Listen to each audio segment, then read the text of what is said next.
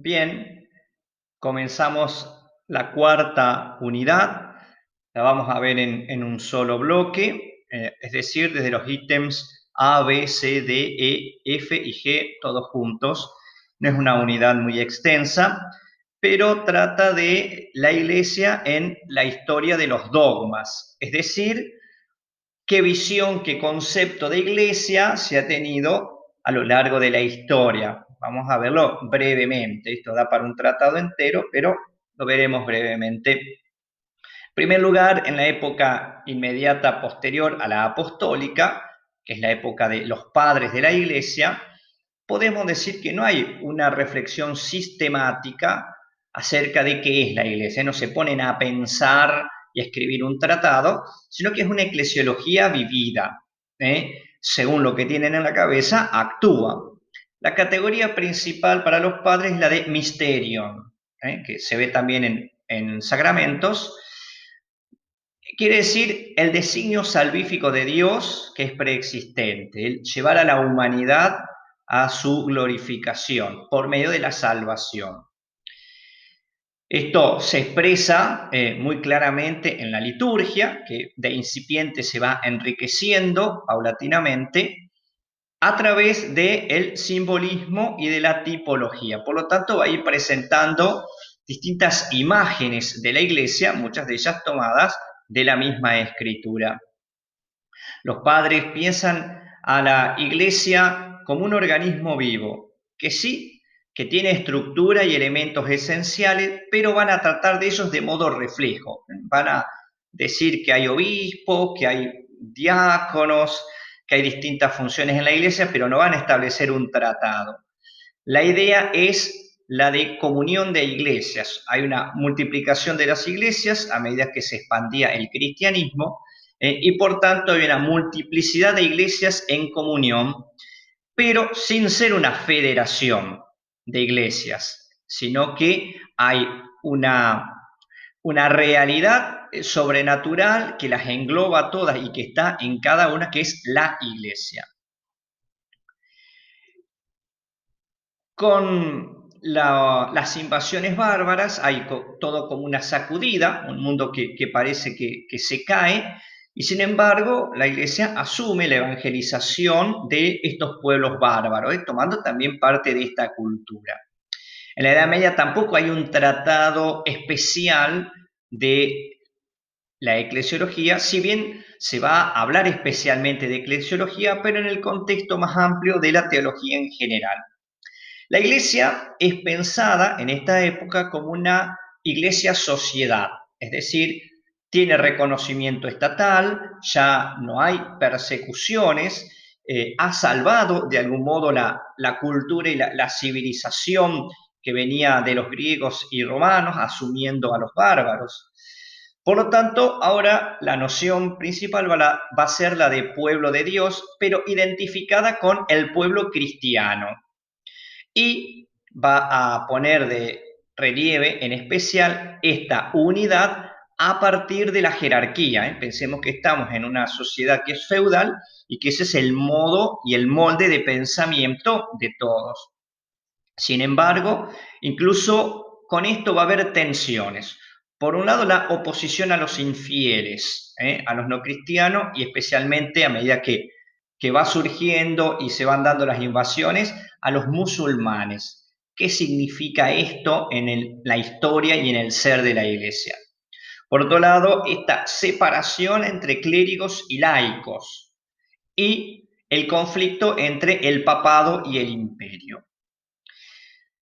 Esto último va a dar lugar, entre otras cosas, a la reforma del Papa Gregorio VII en el siglo XI, en defensa de la libertad de la Iglesia. Para evitar las injerencias de los poderes políticos, se va a ir afirmando con mayor énfasis cada vez el poder del Papa y va a terminar en una monarquía papal, y la iglesia se la va a empezar a pensar desde categorías jurídicas.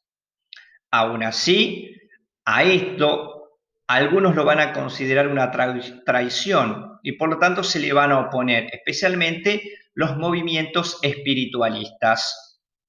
algunos de ellos que terminan en sectas milenaristas, otras sin hacer una negación de la jerarquía y de la estructura, van a intentar una renovación profunda, como San Francisco de Asís. Luego de Gregorio VII va a venir el Papa Bonifacio VIII. Él,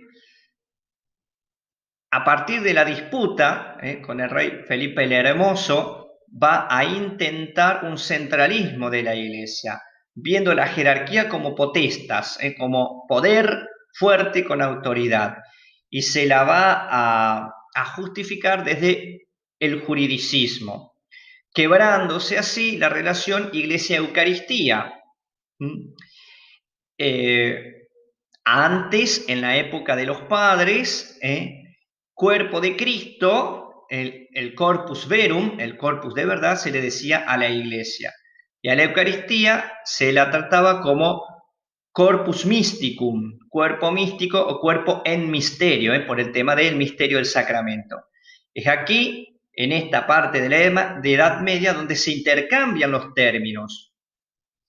Y la iglesia se la va a ver como corpus mysticum, cuerpo místico de Cristo, y esto va a durar prácticamente hasta la mitad del siglo XX, con una unión de voluntades, una unión moral, y a la Eucaristía como el cuerpo verdadero.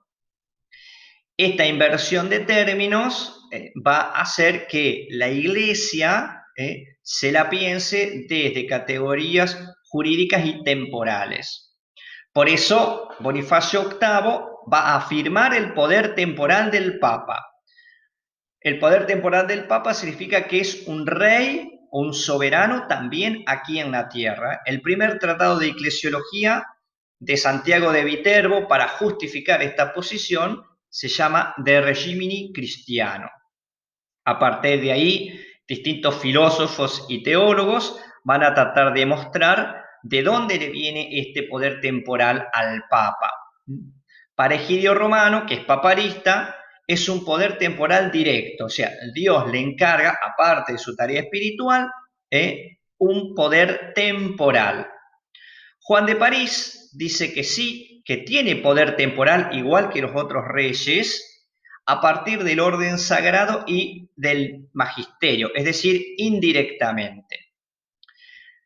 Los franciscanos, por el contrario, van a intentar un interiorismo y un espiritualismo. Marsilio de Padua y especialmente Occam. Occam, con una visión individualista y naturalista, va a hablar de que la Iglesia es una institución humana y por lo tanto le va a dar énfasis al conciliarismo, que es esta teoría que dice que el concilio, con sus representantes de cada iglesia local, están por encima del poder del Papa. Y también que las iglesias van a estar sometidas al emperador, en este caso al emperador germánico o del Sacro Imperio Romano Germánico. El reformador inglés Wycliffe, en el año 1378, escribe el Tractatus de Ecclesia. Va a proponer, como un anticipo de lo que va a ser la reforma, una iglesia que para ser verdadera tiene que ser espiritual e invisible. Se va a oponer mucho a las estructuras, a lo que se ve. Una iglesia que no debe poseer ningún tipo de bienes y que es perceptible solo por la fe. Y es una iglesia de predestinados. Aquí entra otra de las teorías que va a hacer mella en la eclesiología. Luego viene la reforma, que al principio es una reacción justa ante la decadencia moral, especialmente del clero. Pero se va a pensar la iglesia como una acción vertical de Dios únicamente. Por lo tanto, lo comunitario va a ser secundario y humano y va a ir quedando descartado. Para Lutero, la verdadera iglesia es la iglesia invisible de los predestinados y se contrapone a lo que es institución. Esta iglesia, para ser tal, debe librarse de la cautividad de Babilonia, que es el papado, y va a poner énfasis en el señorío de la palabra de Dios, la famosa sola escritura. Así En la reforma de Lutero va a estar la sola Escritura, la sola fe, el solo Cristo. Otro de los reformadores, Calvino, va a hablar en el mismo sentido, pero va también incluyendo cierta disciplina eclesiástica, cierta ordenación interna. Y Zwinglio, por un lado, el interiorismo de la libre interpretación, pero también una teocracia estatal que en distintos lugares, distintos señores feudales la van a ir imponiendo. En general, la Reforma habla de una ambigüedad de la mediación eclesial. El cristiano se relaciona directamente con Dios, no necesita intermediarios, solo Cristo basta, por lo tanto es irrelevante lo institucional. A todo esto va a responder el Concilio de Trento, fundamentando el valor de la mediación eclesial en la lógica de la encarnación y de la alianza. Es decir, Dios se hizo historia, caminó históricamente con su pueblo y Dios se hizo carne, estructura, digamos, hasta incluso estructura biológica. La estructura no va a estar por encima del espíritu, pero no puede darse una iglesia desencarnada. A pesar de estas buenas ideas, un poco en reacción a lo que es la reforma, va a consolidar el sistema jerárquico de régimen y fundamentar el centralismo romano. Aunque no lo dice aquí, es aquí donde empieza a surgir la idea de que en la confesión de nuestra fe, la iglesia también tiene que caracterizarse por lo romano. Tal vez las abuelas dirán, yo soy católica apostólica romana. En el credo lo romano no está. Es una derivación posterior que habla de la adhesión a la Iglesia de Roma, pero esta adhesión no puede ser en absolutamente todo. Me refiero principalmente a que esto sirvió para centralizar la liturgia y derivó en una mengua de las liturgias locales. Pero bueno, esto se verá mejor en liturgia. Viene el Aufklärung y la Ilustración francesa y surge acá el deísmo, esta idea del Dios relojero, impersonal, donde se valora el cristianismo, sí, pero como una expresión de la religión de la razón. Tal vez la mejor expresión que culturalmente se pueda haber dado. Y, por lo tanto, está sometida al derecho natural. La Iglesia va a responder pensándose a sí misma como una societas inequalis, una sociedad desigual, poniéndose el énfasis entonces en la jerarquía, que va a suscitar otras reacciones, como el galicanismo, que se la llama así por el tema de Francia, pero también en Austria más adelante se llamó josefinismo, que es la idea de las iglesias nacionales. Las iglesias son católicas con toda su jerarquía, su función y su liturgia, pero responden o deben lealtad no al Papa de Roma, sino al rey o emperador del lugar. El jansenismo, que es una secta, un movimiento sectario fundamentalista, y el anticlericalismo, que va a ser fuerte a partir de la Ilustración y con una incidencia de la masonería. En definitiva, lo que se juega acá es la articulación de la iglesia con mayúscula y las iglesias, es decir, la iglesia universal y las iglesias locales. ¿Qué tipo de relación tienen que tener? Si un centralismo, si una jerarquía, si una colaboración, si una comunión. Va a costar mucho pensar esto. Incluso, llegado el siglo XIX, cuando ya está consolidada, aunque no hay democracia en todos lados, pero está consolidada la idea de las naciones-estado, la Iglesia se va a ver a sí misma como societas perfecta, en igualdad ante el Estado, aunque sea la Iglesia de tal o cual país. Y por eso la Iglesia establece como relación con los estados, con los distintos gobiernos de los distintos estados, concordatos. La Iglesia se ve a sí misma que posee todos los medios y poderes para conseguir sus fines particulares, que es la evangelización. Eso en relación al resto de las sociedades, en relación a los estados. pero en sí misma, hacia adentro, la iglesia se ve como desigual, con una pirámide jerárquica. Incluso ante ciertas ideas de renovación va a haber una tendencia que se llama ultramontanismo, que es la exaltación del Papa. Aquí es donde se afirma completamente la idea de romanidad.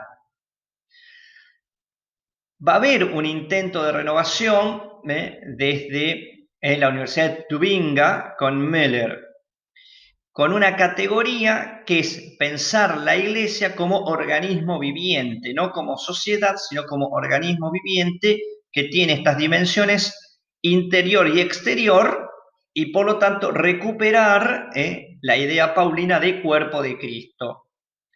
En Inglaterra, el cardenal John Henry Newman ve la iglesia en la historia como pueblo de Dios en una relación de gracia con Dios.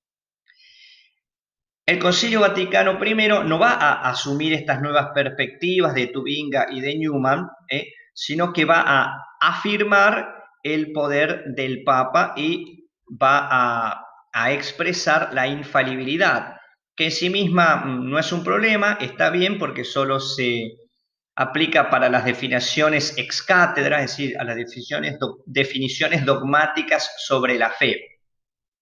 Pero en la idea popular terminó siendo el Papa casi un Cristo en la tierra. Y eso es un error. Ya entrado el siglo XX, se hace necesario salir del planteamiento societario y dejar de centrar la Iglesia en la jerarquía. Es así que surge, por un lado, el movimiento litúrgico, donde va a darse una fuerte participación de los bautizados, una revalorización también del sacramento del bautismo, una espiritualidad cristocéntrica, basada en la presencia de hombres y sacramentos, un espíritu comunitario donde más que la obediencia son importantes las relaciones personales y concretas, la revalorización del laicado, el movimiento bíblico que hace comprender la Sagrada Escritura en todo su proceso de ser escrita y reinterpretada a lo largo de muchos siglos, el florecimiento de la patrística recuperando la dimensión mistérica y nuevas situaciones históricas como las dos guerras mundiales, por ejemplo, el auge de la ciencia y la tecnología que va a presentar nuevos desafíos. Así, a mediados de los años 60, el Concilio Vaticano II va a ser un concilio que trate especialmente sobre la Iglesia. Por un lado, la Iglesia en sí mismo, a través de su encíclica Lumen Gentium, y también a través de Gaudium et Spes en su relación con el mundo. Para el Vaticano II, la Iglesia tiene una raíz mistérica, arraiga en el misterio salvador de Cristo. Utiliza varias categorías que son las que iremos analizando a lo largo de este curso, pero como principal pone la de pueblo de Dios para mostrar la igualdad de los bautizados. Es decir, no es más el cura que el laico. Todos somos iguales por el bautismo, con distintas funciones. Así también valora el papel de las iglesias particulares. No son sucursales del Papa, no son sucursales de Roma. Y por lo tanto es importante la colegialidad episcopal, es decir, los obispos de cada una de las diócesis hacen un todo. Mientras vamos peregrinando, es decir, esta iglesia que vemos aquí en la tierra es un anticipo en semilla de la celestial. El reino de Dios no se identifica completamente con la iglesia, sino que la iglesia va camino a ser el reino de Dios por una acción de Cristo más que por sus propias acciones. Y recuperar la dimensión evangelizadora hace que haya un reconocimiento y diálogo con otras realidades, que el mundo no se vea como una antítesis, como un enemigo ante quien ser indiferente o a que combatir, sino que es sujeto del amor de Dios y por lo tanto de nuestra evangelización. Costó mucho, Costó mucho ir asumiendo el Vaticano II, una recepción lenta. Aún hoy hay todavía cierto gusto por mantener todo a través del látigo, de la disciplina, de la jerarquía, de la sola obediencia y con poca participación de los laicos, o a veces, lamentablemente, hasta una clericalización de los laicos.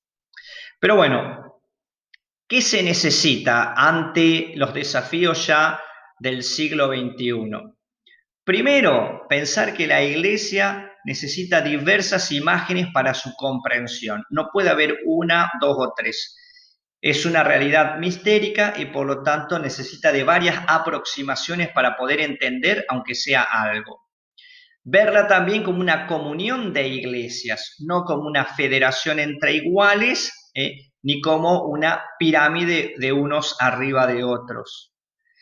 Hay nuevas instituciones de orden episcopal, ya no hay tantos concilios ni sínodos, sino que existen las conferencias episcopales, donde los obispos de un país se reúnen para tratar de encarar problemas particulares de ese país o región.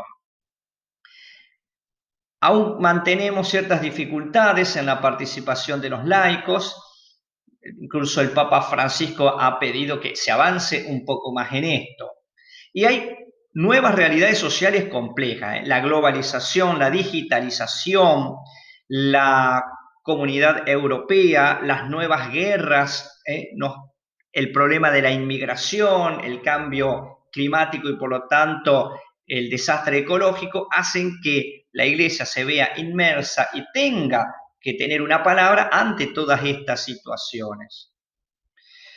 Volviendo a sí misma, más que centrarla en qué es la iglesia, hay que centrarla en Cristo, que es el fundador de la iglesia, y ver que hay una pluralidad de eclesiologías. No hay un único modo de comprender a la iglesia, todas son válidas y complementarias.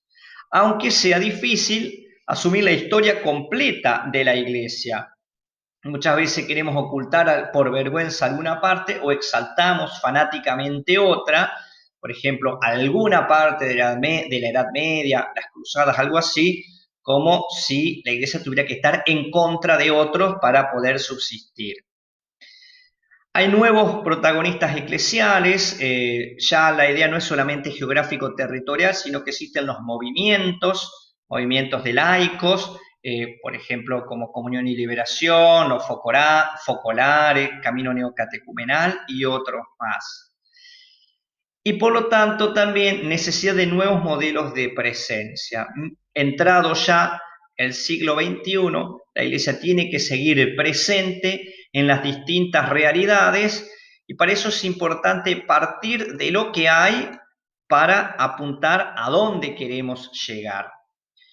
Bien, este es un poquito el resumen de esta unidad número 4.